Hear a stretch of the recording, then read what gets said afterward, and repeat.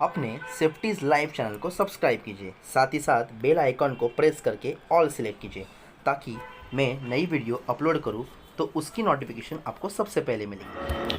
Hello everyone, आपके अपने safety is life channel पर आपका स्वागत है। तो आज हम देखने वाले हैं JSA के बारे में और JHA के बारे में। JSA यानी जॉब सेफ्टी एनालिसिस और JHA यानी जॉब हज़ार्ड एनालिसिस। अभी JSA और JHA ये कंसेप्ट दोनों भी अलग अलग नहीं है। JHA और JSA ये दोनों कंसेप्ट सेम है। कोई इस दोनों कंसेप्ट में कंफ्यूज हो जाता है, तो इसमें कोई भी कंफ्यूज होने वाली चीज़ नहीं है। दोनों कंसेप्ट आपके सामने हैं और ये दोनों कंसेप्ट सेम है। फर्स्ट, JSA यानी कि जॉब सेफ्टी एनालिसिस। इस कंसेप्ट में हम एक एनालाइज करते किसको, जॉब को। जॉब क्या, अपने वर्क साइट पे होने वाला कौन सा भी टास्क आपको, कौन सा भी काम आपके सामने आया, उस बारे में आप एनालाइज करते। एनालाइज यानी एक विचारधारा, मतलब जैसे कि कोई भी काम हो रहा है, कौन सा भी टास्क है, उसमें कौन से हज़ार्ड्स है या कौन से हम लोग कंट्रोल मेजर्स वहाँ पे अप्लाई कर सकते हैं, उस बारे में इंफॉर्मेशन यानी JSA। और जॉब हज़ार्ड मीन्स हज़ार्ड के बारे में एनालिसिस करना, इसको बोलते हैं जॉब हज़ार्ड एनालिसिस। तो अब हम अपने वीडियो को चालू करते हैं। What is the JSA? JSA यानी एग्जैक्टली क्या होता है, JHA यानी एग्जैक्टली क्या होता है। तो JSA यानी it is a simple technique to identify the hazards of specific task and reduce the risk and hazards in sequentially. आसान भाषा में बोला जाए तो JSA यानी एक सिंपल ऐसी टेक्निक है कि उस टेक्निक से हम हज़ार्ड आइडेंटिफाई कर सकते हैं, उस हज़ार्ड के ऊपर हम लोग एक सॉल्यूशन दे सकते हैं, और वो भी एक करेक्ट सॉल्यूशन। हम उस टास्क में जितने भी हज़ार्ड्स आएंगे, उस हज़ार्ड्स को हम आसानी से एक तरीके से उसको कंट्रोल मेजर हम दे सकते हैं, और वो पूरा टास्क जो भी एक जॉब होने वाला है आपके वर्क लोकेशन पे, वो पूरी तरह से सेफली कंप्लीट हो जाएगा। वो एकमात्र फॉर्म से, वो फॉर्म है JSA यानी कि JHA, जॉब सेफ्टी एनालिसिस यानी जॉब हज़ार्ड एनालिसिस।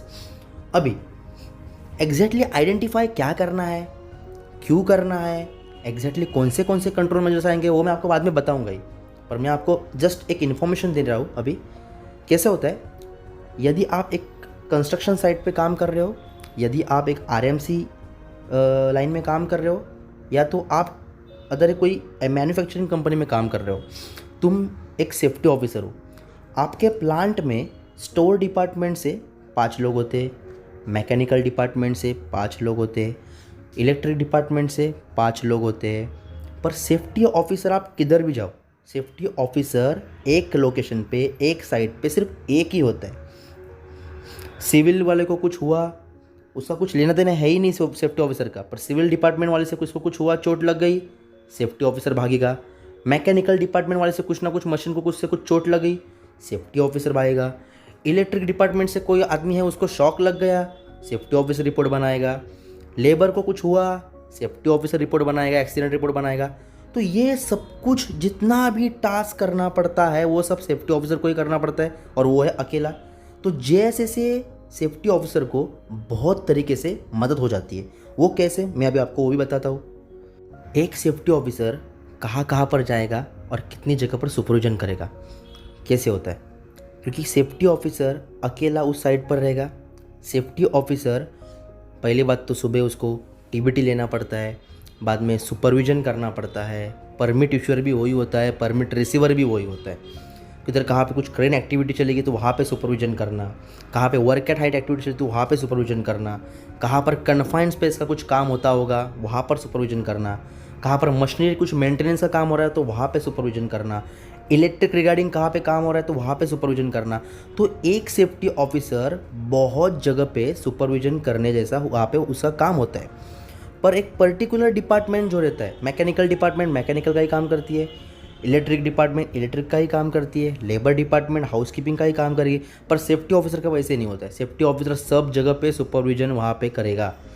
तो उसके लिए उसको बाद में बाकी भी काम रहते, तो इसीलिए JSA उसको बहुत काम में आता है। वो कैसे, JSA से क्या होता है, फॉर एग्ज़ाम्पल आज मॉर्निंग में कुछ टास्क होने वाला है, फॉर एग्ज़ाम्पल स्कैफोल्डिंग इरेक्शन कुछ होने वाला है, तो स्कैफोल्डिंग इरेक्शन में क्या क्या हज़ार्ड है, कौन कौन अनट्रेंड लेबर वहाँ पे जॉब करने वाले हैं, कौन ट्रेंड लेबर है, कौन ऑथोराइज है, कौन अनऑथोराइज है, स्कैफोल्डिंग मटेरियल बराबर है कि नहीं, कितने लेबर वहाँ पे काम करने वाले, सुपरवाइज़र कौन है, कितना बजे काम चालू होने वाला है, वहाँ पे कौन से ऑलरेडी हज़ार्ड्स वहाँ पे जन्म ले चुके हैं, इस बारे में सभी बारे में इन्फॉर्मेशन सेफ्टी ऑफिसर को सुबह सुबह ही मालूम पड़ती है। अभी सुबह सुबह ही मालूम हो गई, जो भी है कंडीशन सुबह सुबह मालूम हो गई, तो डेफिनेटली पूरा दिन आराम से सुपरविजन कर सकता है। तो इसीलिए JSA जो होता है फॉर्म, वो आपको यानी कि सेफ्टी ऑफिसर को पूरी तरीके से हेल्प करता है। तो इसीलिए सेफ्टी ऑफिसर JSA फॉर्म हमेशा फिलअप करना चाहिए। अभी JSA क्यों फ़ायदेमंद है और JSA का एडवांटेज एग्जैक्टली क्या है, वो मैं अभी आपको बताऊंगा।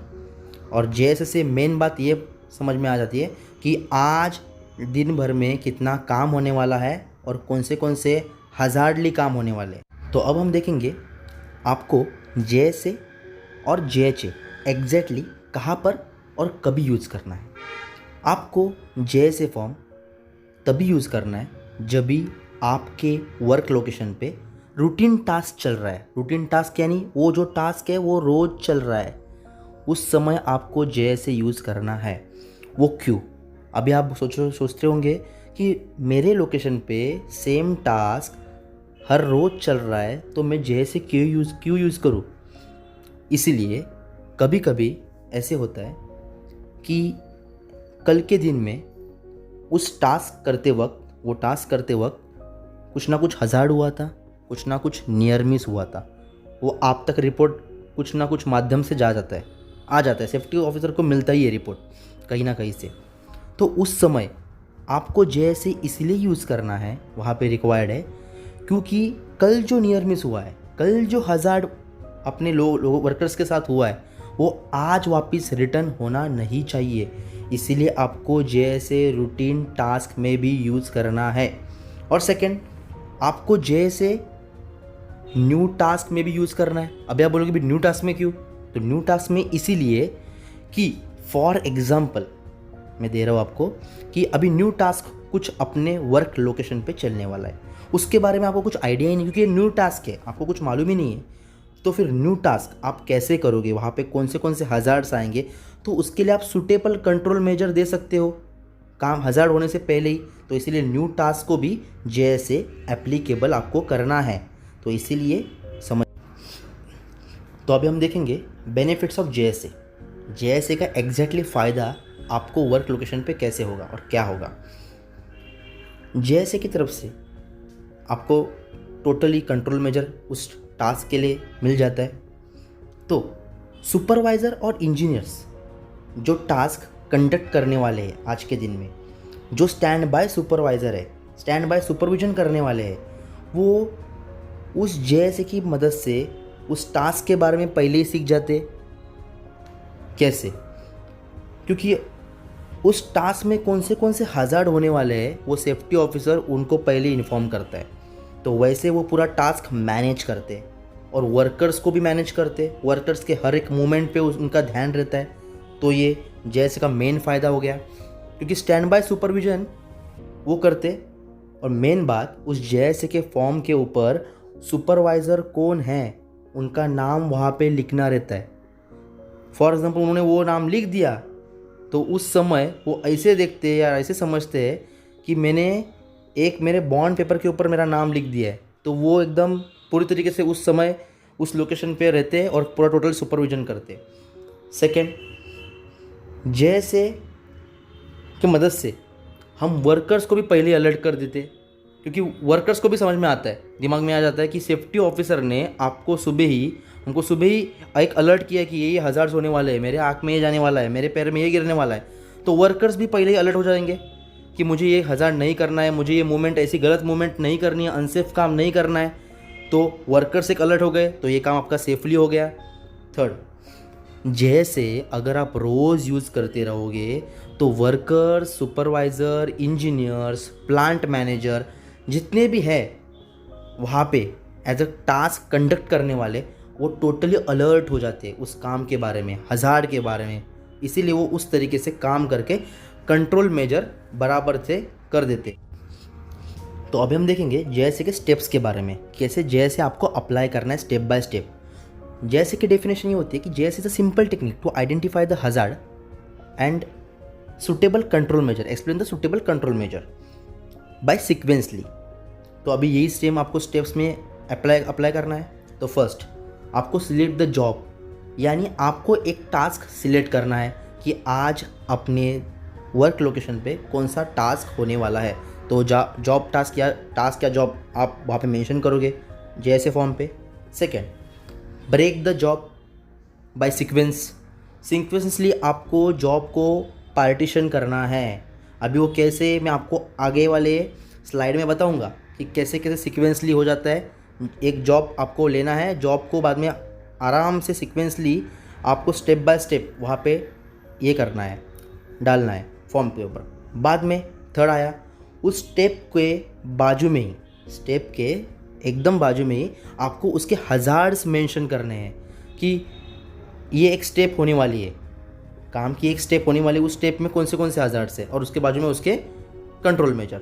और फोर्थ स्टेप आता है determine the control measure by suitable hazard. तो फर्स्ट आया सिलेक्ट द जॉब, आपने जॉब सिलेक्ट किया। Second, break the job proper sequentially, यानी कि जॉब को आपने पार्टीशन किया, जॉब में कौन से पार्ट्स आने वाले हैं वो किया। थर्ड, आइडेंटिफाई द हज़ार्ड, यानी कि उस जॉब में कौन से हज़ार्ड्स आने वाले हैं। और फोर्थ, उस हज़ार्ड के बारे में आपने कंट्रोल मेजर, ये आपने जेएसए के फॉर्म पे पूरा फिलअप करना है आपको। और ये अभी हम नेक्स्ट स्लाइड में, तो अभी हम देखेंगे जेएसए फॉर्म को। ये एक्चुअली जेएसए फॉर्म नहीं है, जेएसए फॉर्म जैसा है। एक्चुअली मेरा हैंडराइटिंग थोड़ा सा अभी ख़राब आ चुका है, थोड़ा समझ लेना गाइस। ओके, तो ये जेएसए फॉर्म जैसे मैंने बना के रखा है आपको दिखाने के लिए। तो उस पर फर्स्ट टाइम मेंशन होता है, बाद में जॉब मतलब टाइम, यानी कि वो टास्क कितने बजे कंडक्ट होने वाला है, यानी जॉब कौन सा टास्क एग्जैक्टली है। तो मैंने वहाँ पे स्कैफोल्डिंग लिखा है, मेरे वर्क लोकेशन पे स्कैफोल्डिंग चल रहा था। बाद में डिपार्टमेंट, कौन सा डिपार्टमेंट स्कैफोल्डिंग के ऊपर काम करने वाला है उस बारे में लिखा है, मैंने मेंशन किया है सिविल डिपार्टमेंट। मैंने बोला सुपरवाइज़र नेम, वहाँ पे सुपरवाइज़र नेम भी मेंशन हो चुका है।